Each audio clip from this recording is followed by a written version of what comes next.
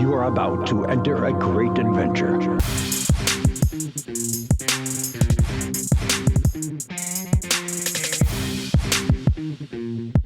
This is Strutting from Gorilla.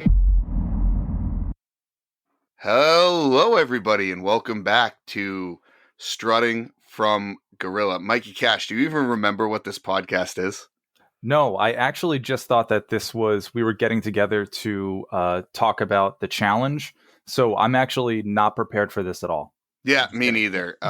But hey, welcome back. You know, it's been quite some time. We got season 2, episode 1. We're starting fresh, right? We're refreshed. We've had some time to really let this new era of wrestling sink in. It's been a real like zen. I'm just going to let everything just flow into me, Mikey Cash, and see what happens. But I'd be remiss if I didn't talk about the fact that we are down to 2 gentlemen today. We are. And we got the leader of men, Bobby Stone, and Big Mango not here. And moving forward, I think they're going to take a little hiatus and we'll see what happens. But myself, Big Vito, and Mikey Cash, we are here. We are excited. Is there anything you want to say to that point? I do miss those guys. I think we have not seen the last of them. I think they're just taking a little bit of a break right now. But, you know, I think you and I can hold down the fort. And whenever they come knocking on the door, we'll answer it. Just like Tony Khan says, the forbidden door will be opened. The forbidden door. I love that. All right. Well, so what are we going to talk about in our season 2 debut here? What are we going to talk about today? Well, I kind of guess we should talk about, you know, let's think. The last time we recorded was right after WrestleMania. So this has been quite a layoff for us. So what, about 7 months worth of wrestling that's been going on in all these different companies, a lot of different developments, a lot of releases, but what else is new there? But yeah, I feel like we should just dive right in. You know, should we dive into what's been going on in WWE?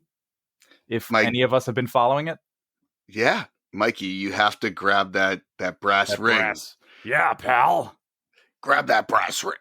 Yeah, well, I mean, look, I don't know if you want to start this one off, because let's start off with some positive stuff. I know you like to talk about a lot of positive things, and you really can find that positive gem. Yeah, take a look at it. So we'll let you start that off. Well, okay. So some of the things that I've noticed during this layoff, a lot of things happened. One thing that I want to touch on is how happy I am for Big E. I think Big E getting the WWE title is a really big deal. I agree. I think it really proves a lot of people wrong that said he needed to change his character. I don't know if you remember, but that Talking Smack segment, it was like back in like August or July. They were where Miz was sort of, I think it was actually last year. They were doing all of this with Big E. And the Miz was basically just kind of shitting on Big E during a Talking Smack segment. Yep. And saying, you need to be more serious. You need to be wearing suits. You can't be like, just like acting like an idiot or acting like a goofball. So one, Big E cracks me up because like literally the next SmackDown, his entrance, he just rolls down the ramp, and it is one of the funniest things I'd ever seen.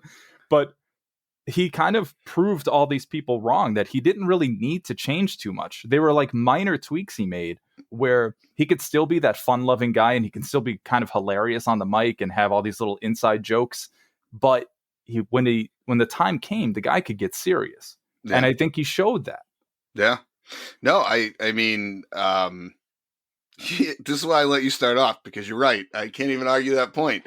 I agree. I think Big E's been one of the shining points of WWE. But you know what really makes me angry about that, Mike, is that like, why can't they just treat other superstars like that, or other wrestlers in WWE like that? Like, why can't they let them break that mold?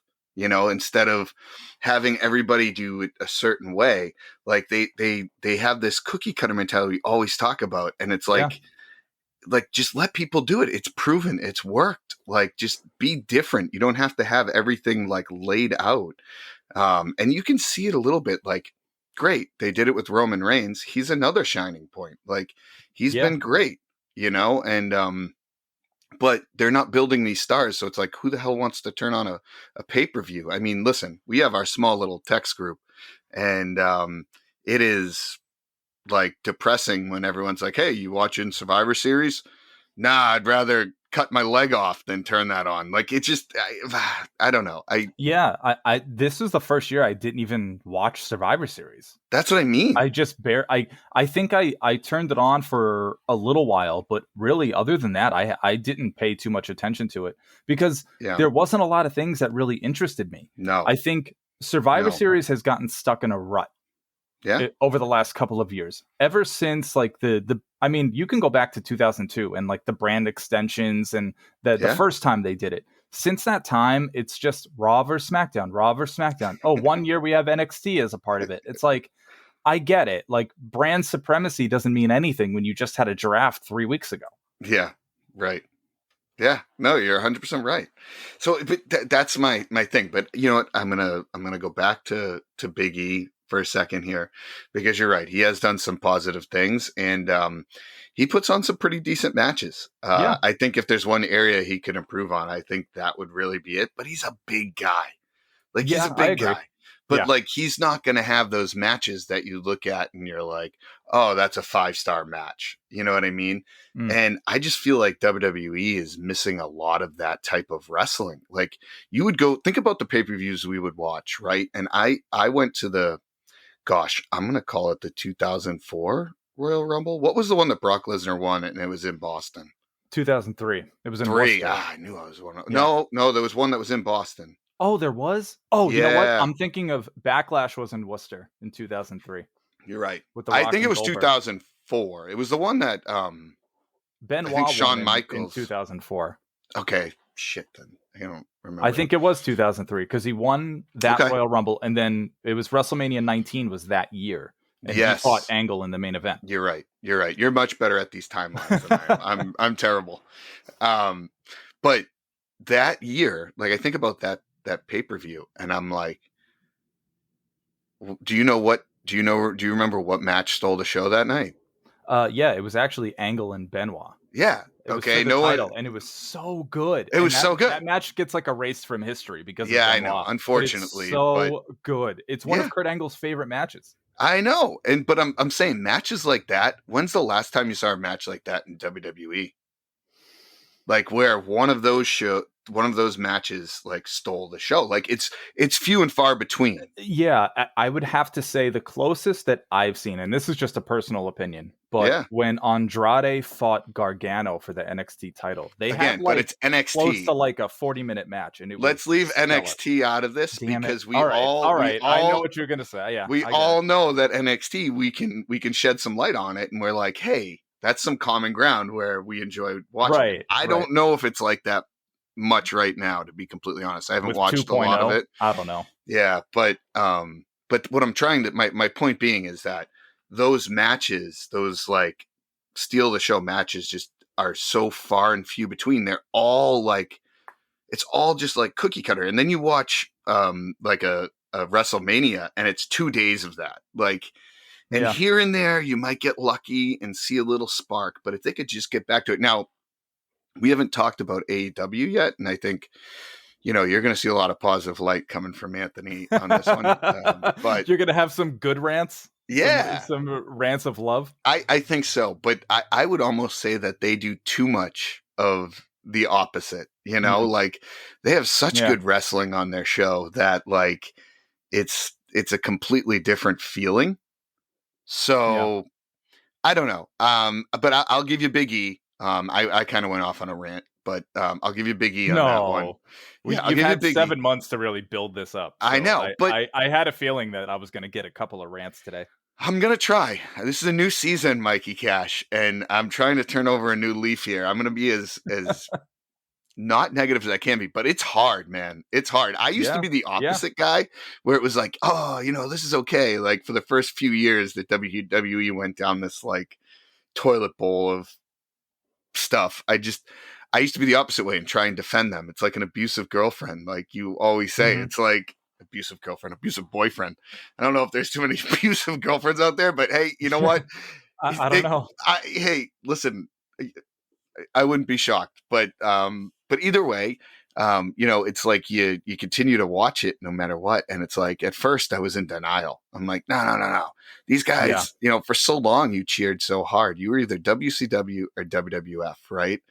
And like now it's like there was only WWF or WWE, and you had to like defend them, and it was difficult, and it's been very difficult. But is there anything you want to touch on for WWE before we move on? Because I know we only really talked about Big E, and I'll give you Roman Reigns too. You know what? I was going to say that too. That I think I can't believe we're actually saying this, but Roman Reigns has been stellar.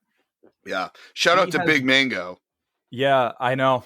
Shout out to Mango. He's loved Roman Reigns since the beginning, but I tell you, he's really come into his own. You can tell when someone's comfortable. And I think that's what it is. It's like you mentioned before about the cookie cutter mentality of WWE. It's really about that control. Like they just so badly want to be the ones that make this superstar like a megastar. Yeah. And what happens there is it kind of pigeonholes the talent, because then you have all the people on the writing staff, and you got Vince, and you got Triple H, and you got Stephanie, and you have all these voices that kind of drown out the wrestler themselves. So they become more so a product of all of that, this like amalgamation of all of these different perspectives. And they kind of lose sight of, well, who am I? Who am I as a wrestler? Who is my character? Because if you don't have a handle on that, it's going to be hard to connect with a crowd, and people are going to see the bullshit, which is why for so many years, it was hard for Reigns to really get over. Yeah. And now you see that he's really comfortable. I think, and I'm just guessing here, I think Heyman has played a major influence on that. And I think he can kind of serve as a buffer between the rest of them talking shit and what he is actually able to do when he's out in the ring. Yeah, I mean, you summed it up pretty good there. But here's my thing. And again, I don't know, call me crazy. I wish for one day I could go in and see how WWE operates, because I would be willing to bet it is so different now than it was obviously 15 years ago.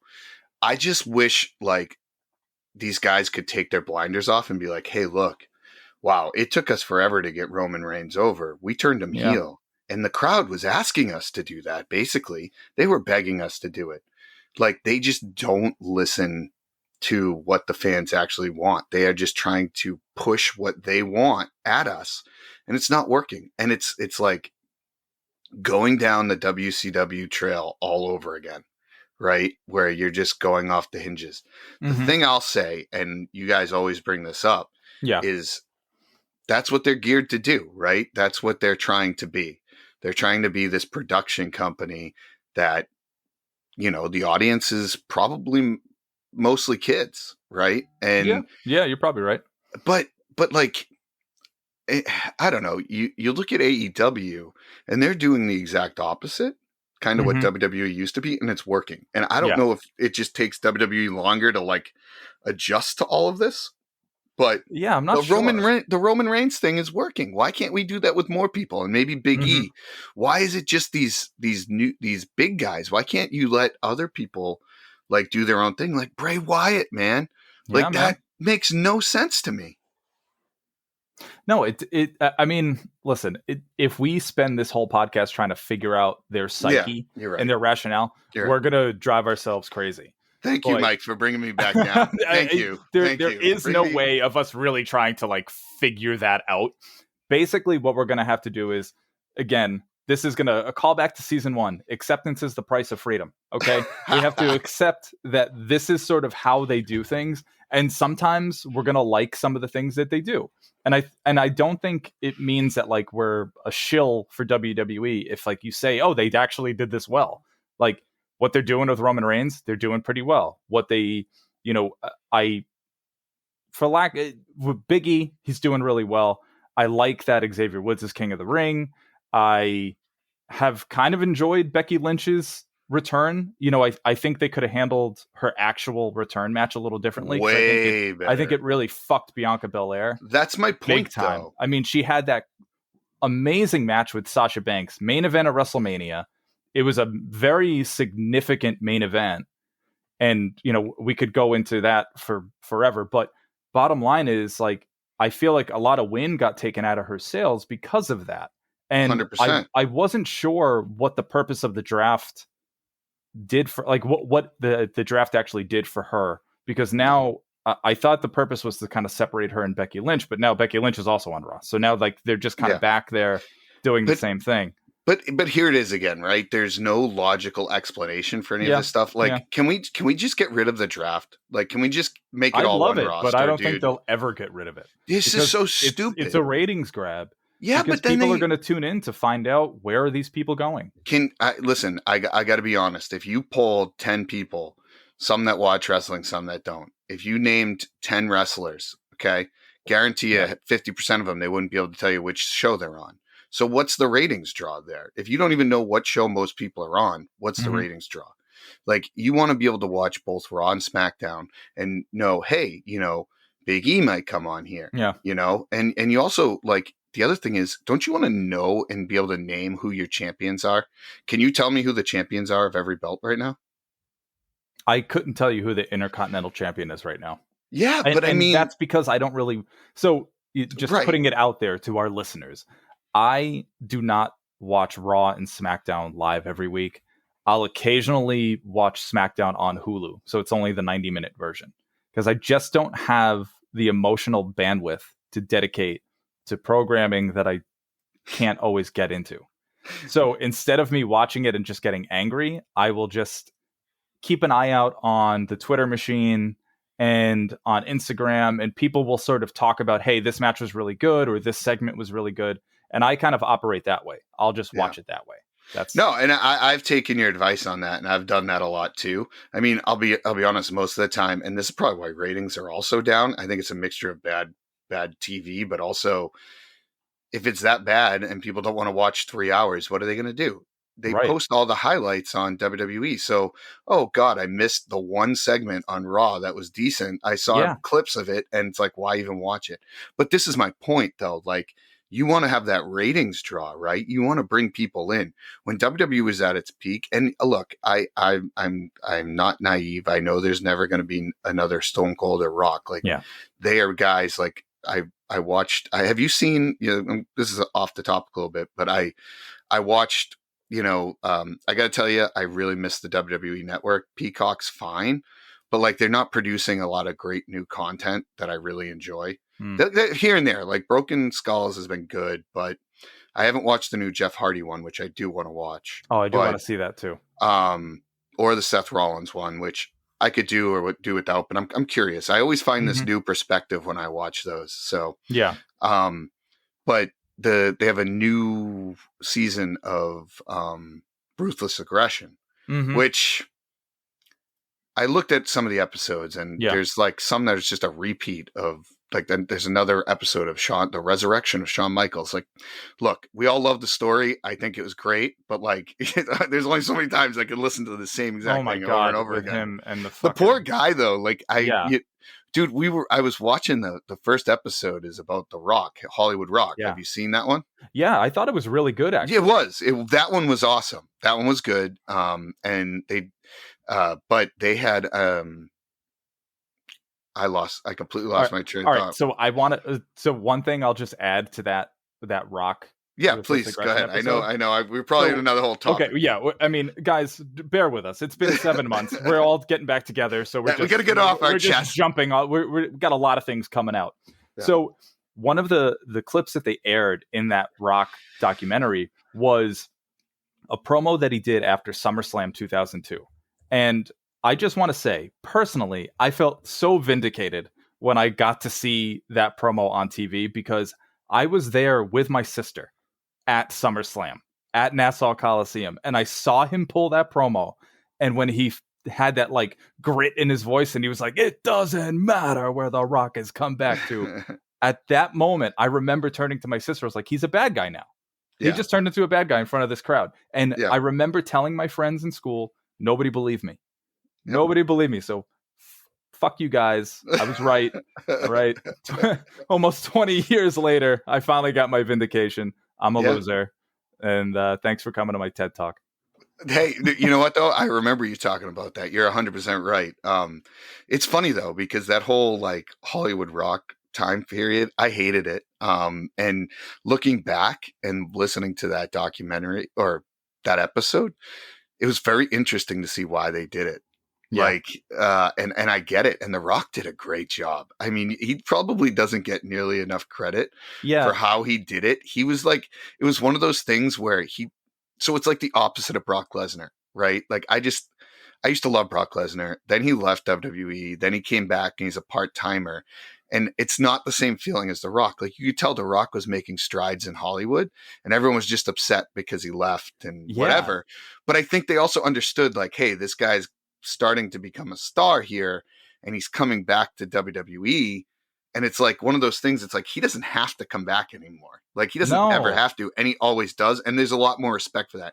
Brock Lesnar, it's like, well, the guy got a shitload of money and he's coming back to make his money and he does an appearance here or there. And it's like, that's the difference between the two. Yeah. And he was essentially leveraging WWE against UFC at one point. So it was really like, all right, so, I mean, I don't blame him. Like get your money, get paid, however you got to get paid. But it comes off a lot differently than Rock, who really doesn't need to ever come back if he didn't want to. But he's just like, you know, I was at a live event in Boston a few years ago and he just showed up at a house show. Like, he just like was around. He was filming a movie. He takes time off of filming the movie. And he talks to Triple H. He's like, hey, listen, can I just come out? Yeah. And Triple H is like, no. Yeah, of course. Like, it was awesome. Yeah, it was great. It was great stuff. Anyways, it was really good. Yeah. I was going off on this tangent. Now I can't even remember why I was talking about this. We were talking about... This is the danger of tangents, Vito, is sometimes you're like Michael Scott. It's like an improvisation. You know, you don't really know where it's going to go.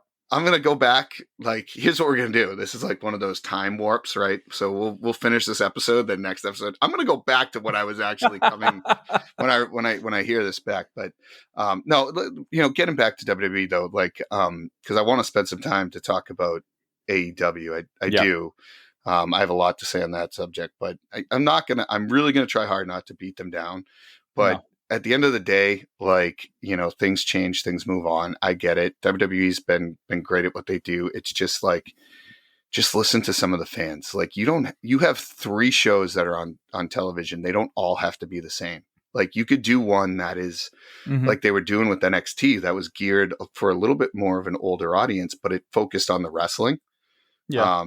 It was their version of an independent wrestling. Of course it was. They were trying to make that like AEW to some degree. But but what's great about it is they had some fluidity to their storylines. Like that's what I miss. It's like they spend all this time building up these storylines. Like let the wrestlers just, you know, have some creative control here. Like it was great to see the Bray Wyatt character because it was different. And that's what I like to see. And if you're not going to be different, like that's then what fine. The hell are we doing here? Well, that's exactly it. Like, if you're just going to do the same thing over and over again, why am I wasting my time? And I think that's where I get frustrated. And then I get lured back in when they have like the Brock somebody comes back and it's like, that's fine.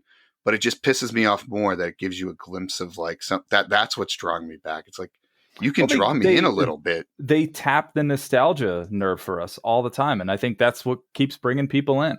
Yeah. You know, this is why the Broken Skull Sessions is so popular, because people just still want to see Stone Cold in some capacity. Hold on. Pause for 1 second. I remembered my train of thought when you're done. Oh God. So I just go for it now before I just don't want to forget it again. But my point was, we were talking about like mainstream stars like The Rock and Stone Cold. Yeah. And I got into this thing because I wanted to talk about the Ruthless Aggression Rock situation. And the thing was, like, he was one of the few guys that paralleled into the mainstream, and it just doesn't happen as much anymore. Yeah. And I think that if you can bring some of that back, like by getting these guys over and letting them do their thing and letting them shine, I just think you'll get some of those guys again. Like, you know, I just really think you will. Well, it all depends on their ability to look at something and lean into it. rather than seeing something, seeing the fans' reaction to it, and then still trying to, there's one thing about staying the course because you want to just, get something established. But there's another thing entirely to have been doing that and noticing that it's just not working, and then you're not changing it. Right. Because you have it in your head that it's got to be this way. Right. One thing I really appreciated about Rock, and he had the clout to do it at the time too, was that character control. So I think for him, he noticed the change. And that Ruthless Aggression episode was pretty accurate. From that Hogan match on at WrestleMania, things really started to change in the way they saw him. And it was like you mentioned that he was going to Hollywood. They were kind of just sad that he was leaving. So it's easier to be angry than sad. So people just started booing him. Yeah. And he just started leaning into it, and it worked for him. Like you said, at the time, I don't remember really liking the Hollywood Rock thing that much. It. But when now looking back, and again, this is the nostalgia nerve. Now I'm going back on it and I'm watching it, and I'm like, it was actually kind of genius, some of the stuff that he was doing and just ripping into people. Yeah. And then, but even the fans, though, he let the crowd get it out of their system. Yeah. He didn't fight it. Yeah. He was like, all right, let it out. And now this is where he is. Like, there could have been another parallel universe here where every time he comes back, he gets booed, or it got so bad, the backlash, that he just chose not to come back. Yeah. So I think this was a pretty pivotal period of time for him. Yeah, no, I agree there. You're not going to get those stars. You're not going to get those Rocks, those Austins, if you don't let them flourish, and to some extent, I almost feel like Roman Reigns could be there to some degree. Yeah. I don't know that he has the like mic skills that the Rock has, but his confidence is getting there. And it's like organic to watch. We talk about that all the time. When you get that organic feeling, like the pipe bombs, right, of the world, like that stuff, just like, it's like, yeah, this is real. You can invest yourself in it a little bit. And unfortunately, I want to hit on the releases. And there's so much more we could hit on. And then I want to talk about WWE. But you mean AEW? We've been talking about WWE. Why? Welcome to the podcast, Vito. I just tarnished the name. Listen, we're getting the rust out, Mike. We're getting the rust out. Okay, shaking it off, baby. It's like riding a bike, but sometimes you fall. You just got to get back up. That's all. But no, I with the releases, Mike, it's one of those things. Like the Bray Wyatt one really shocked me, and yeah, me too. You don't know behind the scenes of what's going on, and that's fine. But like the guy clearly had something special that the fans were clamoring for, and they just like screwed it all up, really. Yeah. And there could be some other stuff going on there too. But I mean, that was the biggest one that hit home for me. Like, how do you release one of your bigger stars like that? Just when according to them, it's budget cuts, but that's bullshit. They're recording record profits, so I'm unclear about where the budgets need to be cut. Oh, I'm the same way. I mean, I don't know if you have a much better memory than me, but if you want to name some of the guys that were cut, and I don't know how you felt about the whole thing. I mean, to be honest, I can't remember everybody that got released. But it's been so many names. I mean, Nia Jax is one of the people that was released, and I'm kind of happy about that one. I just thought she wasn't a great wrestler. That's just my opinion. It kind of felt like she just kind of phoned it in towards the end. I think she kind of saw the writing on the wall or something. I don't know. That's just a theory, but now she's kind of doing her own thing. She says she's just not really going to be wrestling anymore. So yeah, we won't be seeing her in AEW anytime. Less women getting hurt. One that surprised me, and this is actually an NXT release, but Taya Valkyrie, or wrestled under Frankie Monet. So she's married to John Morrison, who also got released. Yeah, so there's another name. She was so good at Impact. She was a great wrestler. She was also on Lucha Underground and had some wonderful matches. Like I really think her character by itself could have gotten over. And this was the NXT 2.0 thing happening, where they tried to like make over her character. Then they cut her match, and then they had it, and then it was shorter and got it interfered with. And then next thing you know, she's gone. She's released. And I feel like it was just such a waste of talent. She was so good. Same thing with Mercedes Martinez. She's another NXT release. That I'm kind of going off on my own NXT 2.0 tangent here, but so far I'm not that thrilled with it. Like, there's a couple of guys that I think are probably good, like Braun Breaker, Rick Steiner's son. Yeah, he's good, Yeah. Don't get me, like, I do think he's good. He's got intensity, and he's like very much he's very much a Steiner. But and how I many think that guys can can work, you? But it's like he's How going to many be guys on can you Raw have like sooner than that? later, and it's going to be the same thing. Yeah. And he's going to be in like gimmick matches, and he's going to be in funny segments, and it's going to be all just kind of for nothing. How many guys can you have like that, though? I mean, you got Big E, big guy who I'm going to put his wrestling at the lowest part of his ability, right? Like, if you were going to pick one thing, it's good. Don't get me wrong. Yeah. It's really not bad. But it's like, I think he's good on the microphone. I think he's funny. I think he's charismatic. But his wrestling isn't all that great. But he's got a look, right? He's a big guy. Roman Reigns, probably underrated for his wrestling. But I mean, if It's you gotten think of better. it It's has. gotten But if better you think over of the last Roman year. Reigns, you don't think of like these matches that are great. And this is my opinion. Yeah. Okay. He does have some that are good. Like I like the one he had with Kevin Owens minus the Paul Heyman handcuff. Oh mishap. yeah, the handcuff mishap was not great, but It was great, but it's just like you got to have some differentiators. And I look, I get it. Like they always talk about Shawn Michaels being that small guy who tried to take the belt and be a draw, and he felt the pressure of it because he was such a small guy. But you got to have mix and matches like that. It can't just be the biggest guy in the company who might be the shittiest, because you get into Hulk Hogan territory, right? And it's like, what are you doing here? Lashley, I loved the Lashley run. I thought it was great. I actually think the title reign was perfect. I don't know that I would have ended it the way that he ended it, but like it wasn't too long, and he got his chance. He was dominant. Where is he now? Right. Like, he's fighting Rey Mysterio's son. What about Drew McIntyre? The guy like was going on a run in the middle of a pandemic and hasn't gotten a chance since then. I hear you. Listen. We've been taught. So now we're at the half hour mark here. I know, so you're right. Some other ground. See, this is it. Mike gives me the cues. Mike gives me the cues when I'm getting down a rabbit hole. We could do this all day, but this episode would be like 4 hours long. But before we do though, hold on. The two guys we didn't mention that I thought were crazy cuts was Cross. Yep. Big time. Which doesn't make any sense. The guy had no chance. Yeah. And Keith Lee, which again, you know what? It's another tragedy. Yeah. Like, and the other thing is like Shinsuke Nakamura.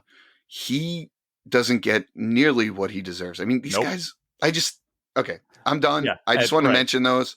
Now let's talk about something that is before we get to AEW, because I feel like let's save that. That's the main event here for us. Right? That's the main positivity. Right. I want to just show some love to the NWA, which I know a lot of people. It's not the most popular of the wrestling companies, but I do think they're kind of like the little engine that could. They're, Billy Corgan's doing a lot with what he has. This past summer, they had their kind of big pay-per-view again in front of a live crowd. They really tap into the historical piece of their wrestling, and I think there's a market for that.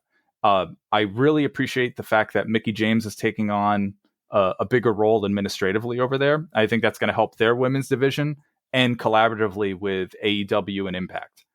I did enjoy the Empower pay-per-view that they had. It was the all-women's one. If anybody gets the chance, Camille versus Layla Hirsch. Holy shit. Great match. Layla has been on AEW TV, and she's been pretty good, but I think she really got to showcase her talents against Camille. Camille has got real China vibes for me. Like, she's got power, she's beautiful, she is the total package in terms of women's wrestling. She kicks ass. I hope to one day see her like just showing up on AEW TV or Impact or something, just kicking someone's ass. But I wanted to talk about that. The Ring of Honor is actually closing its doors temporarily, which is kind of a big deal, because Ring of Honor has always talked about the little engine that could. Ring of Honor has always sort of been that. And it's been very much a breeding ground for these other companies, especially WWE. I just recently went back and watched a triple threat match between Bryan Danielson, Tyler Black, a.k.a. Seth Rollins, and Kenny Omega. Yep. And holy smokes, man, those guys tore the house down. And you can actually see Bryan returning to form in his recent AEW run. We'll get to that in a second. Don't worry. But just something to check out, guys. I think, Ring of Honor, they said they're closing temporarily. They're going to be, I don't know if it's a rebrand or they're sort of trying to reconfigure their business model. Yeah. I know I don't know it completely, but offhand, there was always a lot of news about Sinclair Broadcasting, which is the people that put them on. And I don't know if there's just some issues with them business wise. So that's why, Ring of Honor is kind of the sacrificial lamb. Yeah. But hopefully we'll have them back sooner rather than later. I think they were finally catching some momentum. Maria Kanellis, Mike Kanellis' wife, had been doing some really great work with their women's division, and it was finally sort of ramping up, and now they're closing their doors. So kind of sucks. It's a bummer, but just want to wish the best to all the people that kind of end up losing their jobs for the time being while Ring of Honor sort of figures their stuff out. Nope, those are all good points, and I would agree. I try to watch some of that stuff. It's hard to see unless you're searching for it on on the web, right? You can see some Impact here or there, which I don't mind watching some of that either. I even think some of the matches that are on there, it's just a different flavor, is what it is. Yeah. So let's move on to the main event, right? Like AEW. So I got my new MJF shirt, just came in the mail a couple days ago. I'm better than you, and you know it. That's really, I just thought it was a great shirt. Got to support my boy over there. There you go. Yeah, Long Island Zone. Yep, Long Island Zone. It's one of those things. I feel refreshed just watching. I listen. They're not perfect. They've got a lot to work on and everything. But it's great to just turn it on and watch a decent wrestling match. Like 9 out of the 10 matches that are on the show, even on just Dynamite, are better than some of the pay-per-view matches that WWE puts on. And it's just, you don't have to have every match like that. Right. But not every match is going to be a barn burner. But as they've been growing here, right, it's been great to see that they're taking on some of the WWE talent. I just don't want them to lose sight of what they're doing. They got the second show, which is recorded, Rampage. I don't watch that nearly as much as I watch Dynamite. It's Friday night. I don't necessarily turn it on. But they've done some great things. I mean, CM Punk showing up, what a moment when that happened. You love or hate the guy. You can have all the opinions you want on him.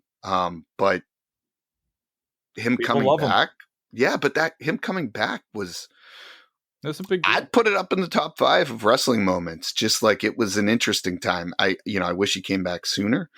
And I hope they figure it out with him, because he doesn't need to be the guy winning everything. Like, he's past that at this point. I get the sense that he's going to be there mainly putting over some of the younger guys. I mean, even during his interviews, he's usually putting over somebody. I mean, he put over Britt Baker. He's done it a couple of times, and even in that I just watched it this morning again, was the whole interaction with MJF and CM Punk from last week's Dynamite, which was awesome. I'm pumped about it. The one was that the one where they both held the microphone, came out, and CM Punk didn't say anything.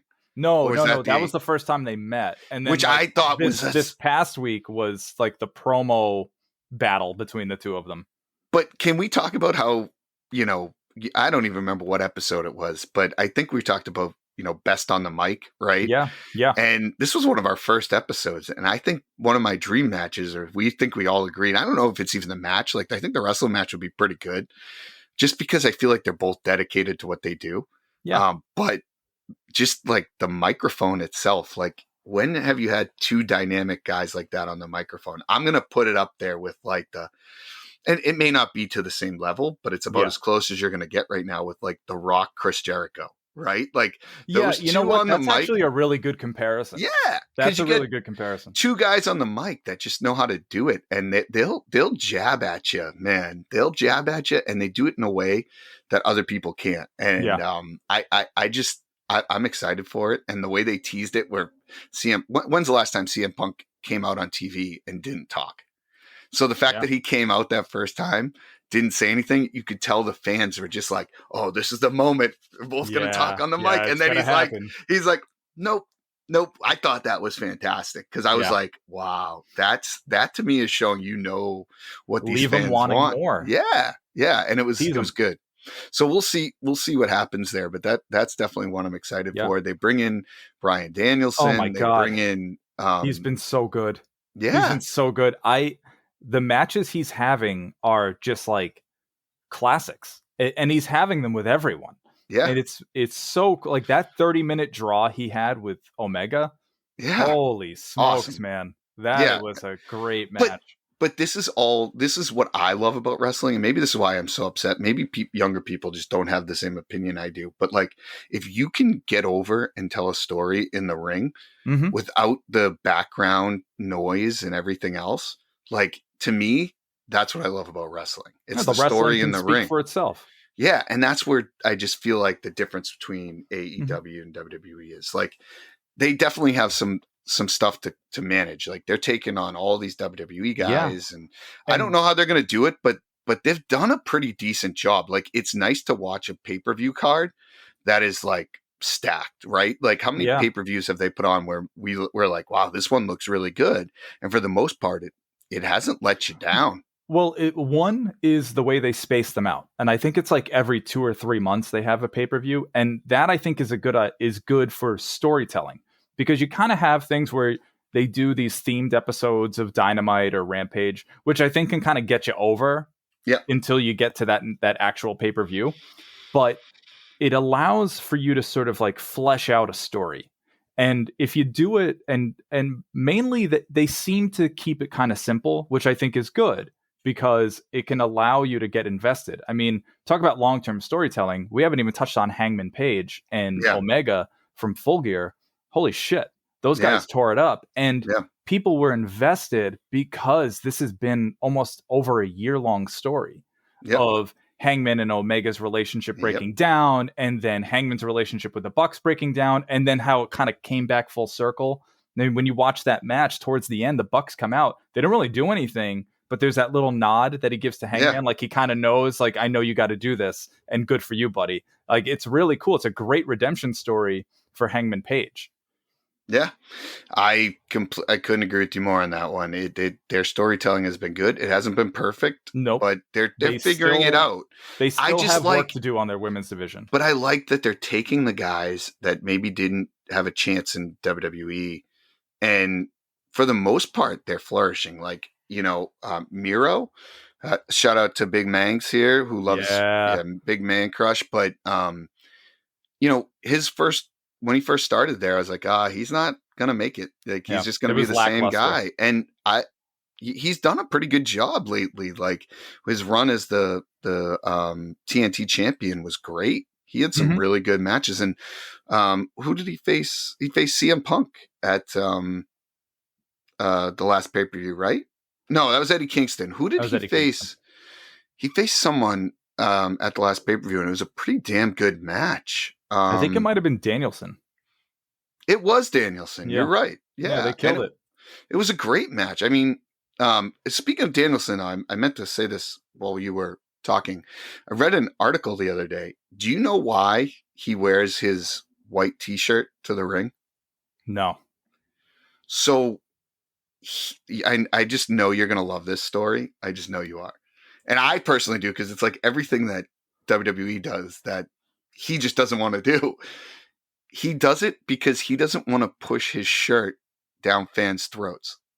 Yeah. And he doesn't want to influence them to buy something. If they want to buy it, he wants them to go out and buy it, but he doesn't want to be that influence, which is like, ba-bing, you just hit Big Vito Bonerland. Like, I hate when people shove stuff down your throat. People are just like, I love him, so I'm going to buy a shirt. Yeah.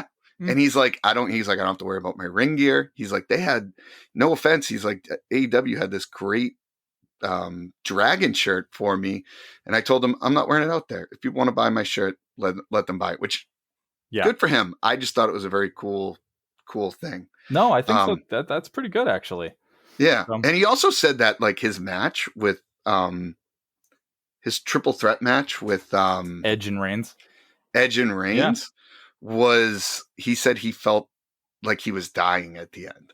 He said he didn't realize why he was in there.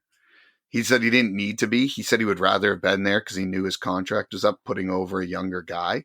And they kind of threw him in this match, and he just like, I don't know. It was a great match. Don't get me wrong. Yeah, it was. We his praised opinion, it on the podcast, and we thought it was an awesome match. Yeah, but his opinion of it was like, I just felt like I didn't need to be in there. I just felt like I was. He's like, I've never felt like this before. He's like, I felt like I was dying in that ring.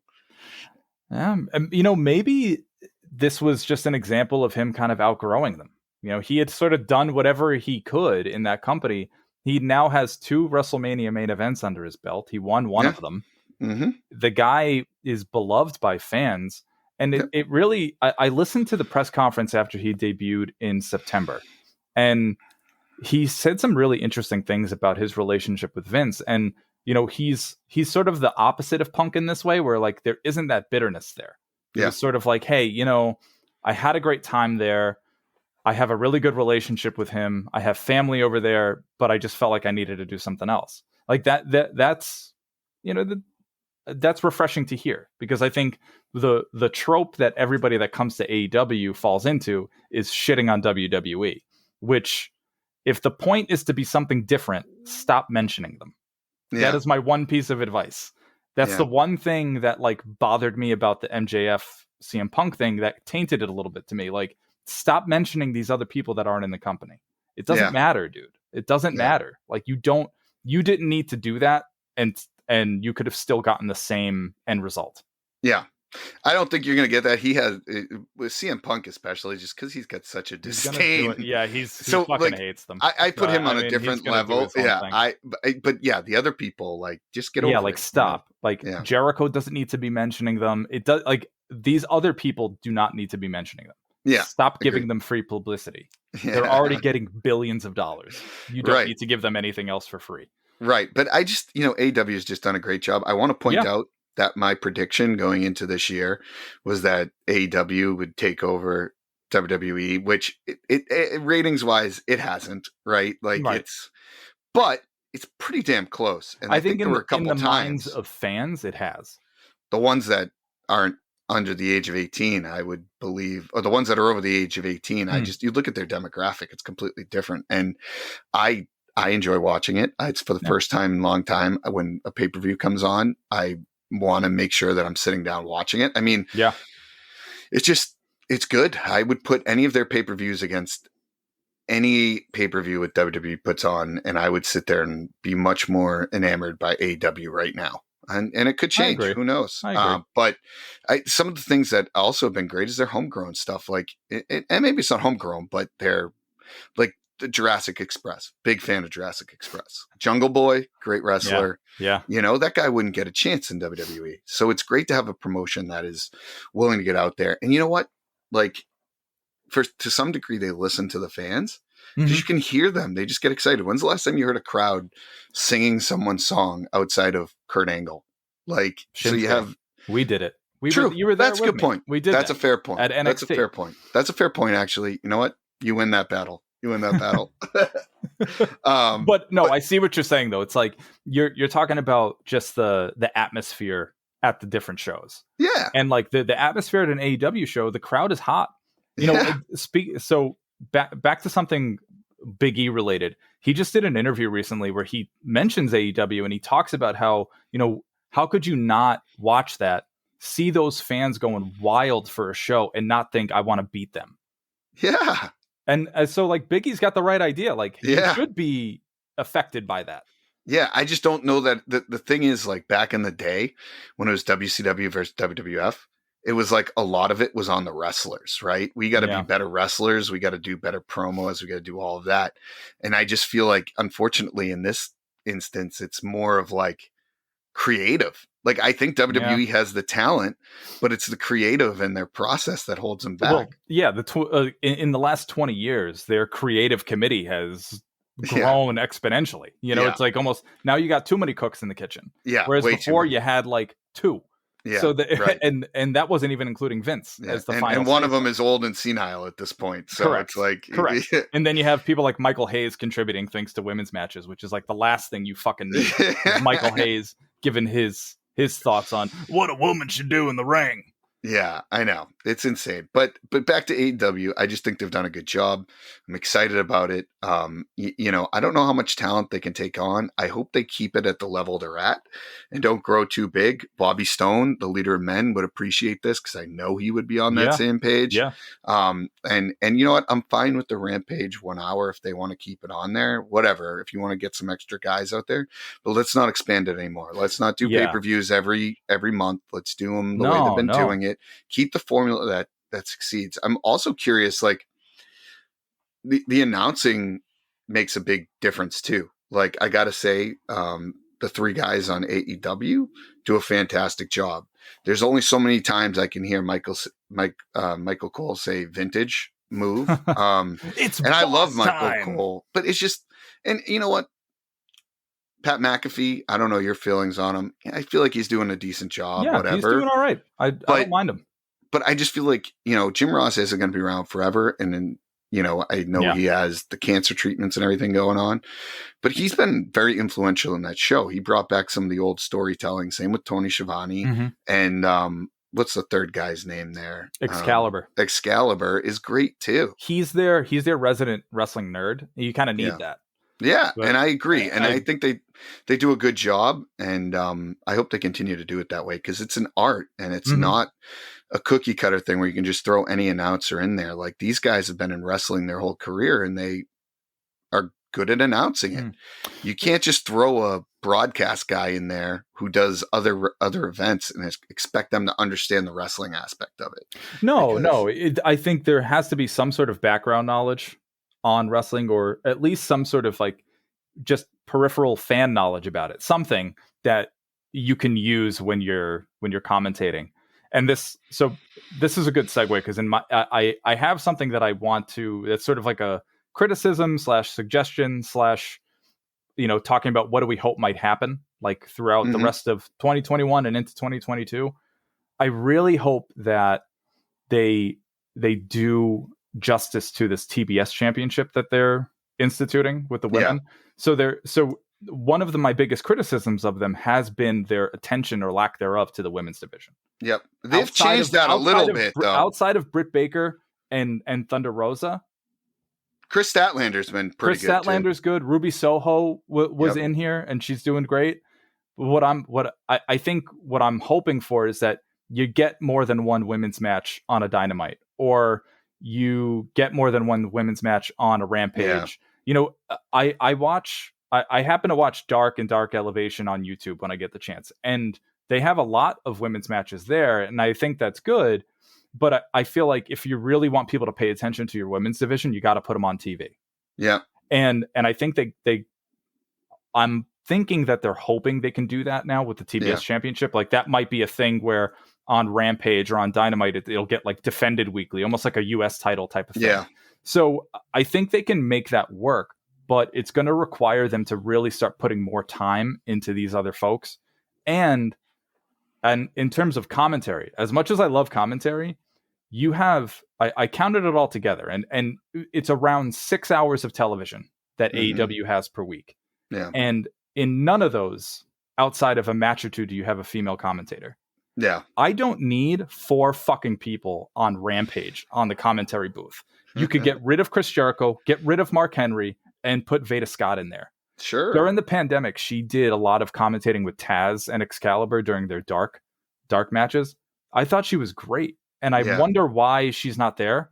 So or somebody in her realm. I think there are plenty of female superstars backstage that would probably do a really good job in that role. No, you're probably right. And I just feel like they're kind of missing out. Like it kind of surprises me that they haven't thought of this. Like it's a fucking sausage fest over there. Yeah. For 6 hours. Like I it's not that I don't like them, but like I don't need Big Show on commentary. Oh like, yeah, Big Show and Mark Henry. Yeah, they're Mark so Henry. bad. Oh yeah, they're not good. It ends up just being them talking about themselves and and like criticizing the wrestlers for, not working a body part. Like, dude, I like get a podcast then and talk about it. Like you don't need to be on commentary doing this. It doesn't make any sense to me. They could come join our show. This is an invitation to Mark Henry and Big Show. Henry and Big Come Show on. We'll and bring on the heat. Yeah. Talk about how you really like apply a headlock. I really want to hear about this. So Bobby Stone would love it. Leader of men, he would love that. 2 big guys. Oof. That'll get Bobby back in here. Yeah, that's right. That's right. So that's just like, that's my one thing, like with AEW, that just like bothers me, and I hope that they address going forward. I think they'll get there. Look, when you're the underdog trying to take over ratings, they're going to do what they can to get those ratings. And unfortunately, I bet if you looked at the history of women's matches, they're just not the biggest rating drawers. Yeah. And I think that's where they're at right now. And Britt Baker's the exception to the rule, I think, for them right now, and some other people, but I think they'll get there. They have a lot of talent. I mean, we didn't even touch on Adam Cole. And we'll have more we'll have to catch it up on the next episode. We'll talk more about it. But I mean, one last thing, and I feel like I'm you right now because I just keep popping up with stuff. Hey, I love it. But go for it. A lot of things have changed, folks, in 7 months. I've become Vito. Yep. So I have one thing that I feel like we need to touch on, and it's not AEW related. It's actually WWE related. Recently, I'm sure people have seen the video of Seth Rollins getting attacked by the fan when he was walking up the ramp in Brooklyn. Yeah. Now, a lot of new details have emerged about that attack and sort of like the background of this fan who was essentially being catfished by a fake Seth Rollins and being asked for like a couple $100. And I'm not sure what this fan's deal is. Like, there's speculation and stuff, but I really don't know. So I can't really speak on it. One thing I feel like needs to happen, and maybe they need to talk to MTV about this, but you need to get Neve and Cammy, or Neve and Max, or all three of them back together so that they can do a investigative WWE episode of Catfish to explore this whole thing, because we still don't know who that actual fake Seth Rollins was.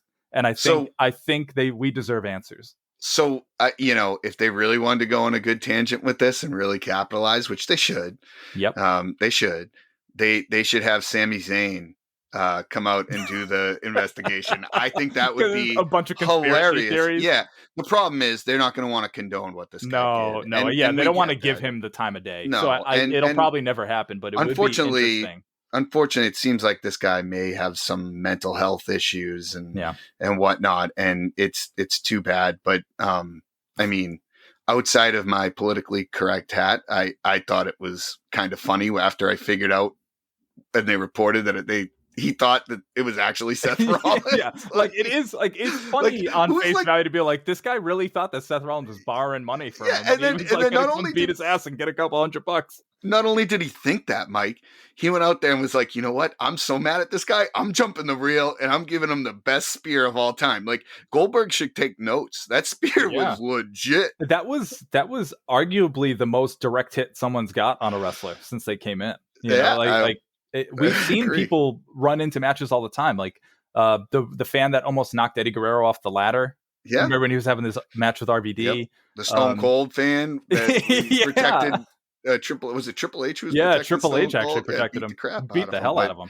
Here's the key: you don't want to get your ass beat. Don't jump the rail. That's what I say. Yeah, if you're fair game. Otherwise, I mean, but no, those are good points. So look, I don't want to. We're coming close to the end here.